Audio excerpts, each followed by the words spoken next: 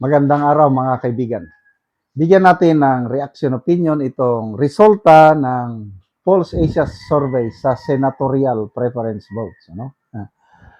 I-compare natin si Senator Alan Peter Cayetano kasi magre-re-elect. At saka si John Vic Rimulya kasi may planong tatakbo ng higher position.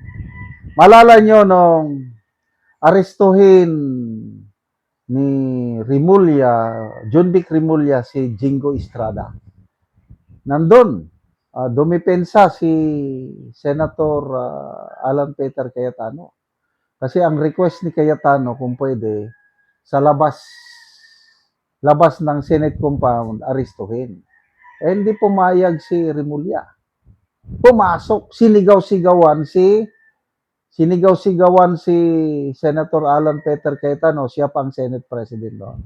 Ito ngayon. Nasaksihan yon ng taong bayan. Yan. Ito na.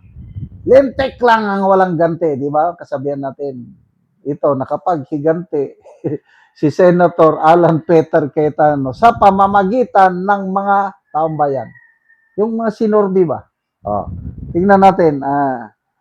Si Senator Alan Peter Cayetano nasa top 4. Number 4 siya 3 to 5 ang ranking niya.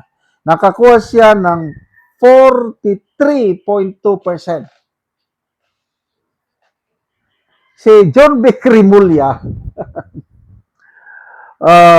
pangilan? Sandali, bilangin ko 12, 13, 14, 15, 16, 17, 18, 19, 20, 21, 22, 23, 24, 25, 26, 27, 28, 29, 30,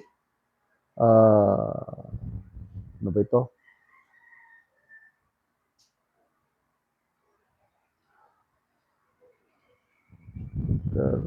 Basta, nandito siya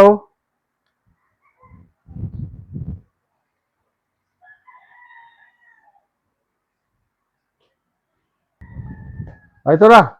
Number 32 siya sa ranking. Ang kanyang percentage points, rating niya is only 5.2%.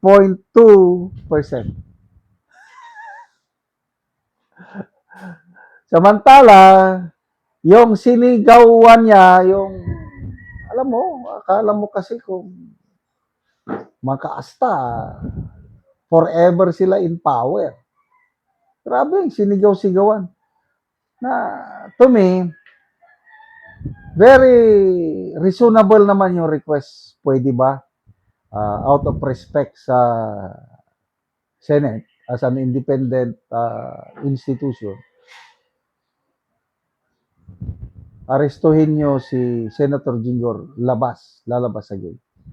Kasi nagpahayag naman si Senator Jinggoy na magsusurrender siya, hindi siya magtatago. Sabi niya, harapin ko yan.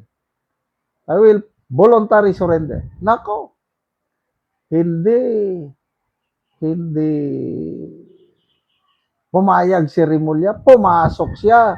Doon niya inaresto sa loob ng Senado. So, walang nagawa kasi may warrant of arrest. So, ano ito ngayon?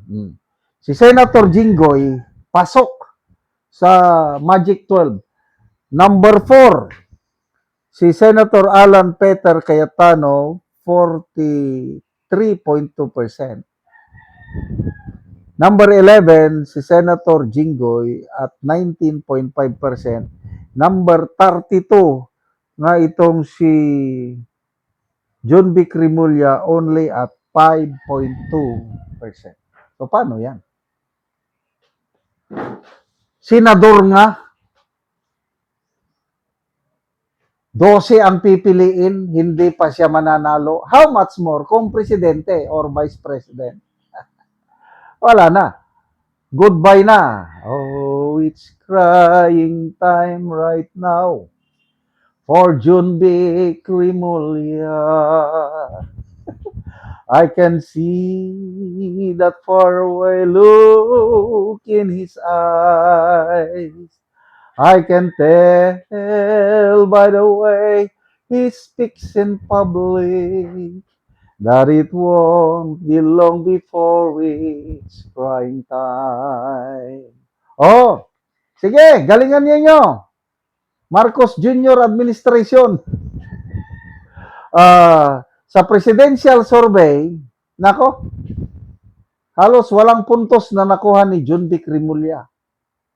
Ito, Pulse Asia survey pa rin na presidential kasi ito senatorial tong pinag-uusapan. Presidential, wala rin. Si Risa Hontiveros nga 0.01%. John Vic, wala. Walang namili sa kanya. Si VP Sara nangunguna at 49%. Wow, grabe.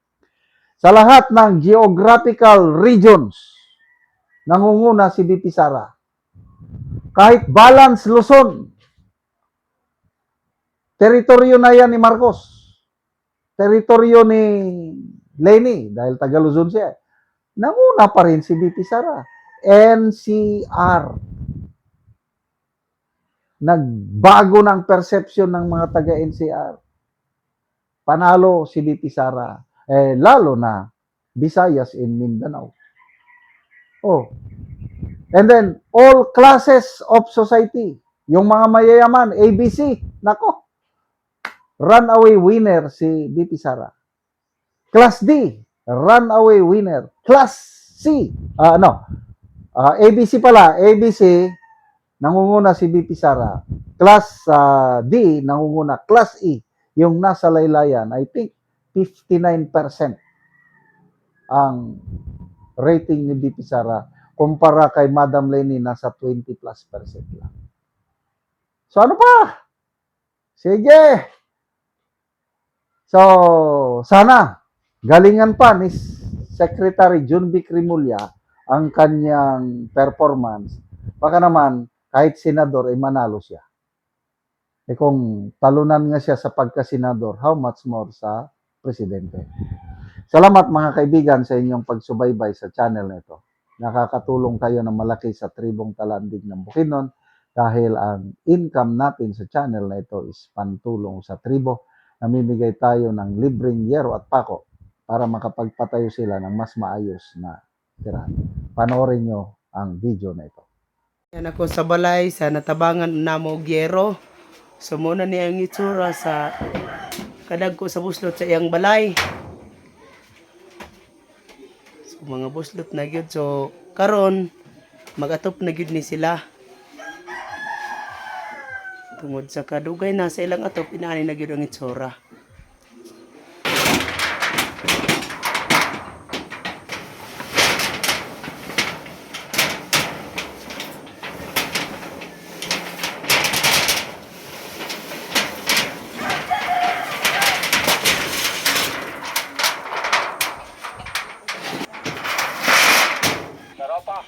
Karon mo na ni ang ngero nga mong gihatag nga ilang iatop karon.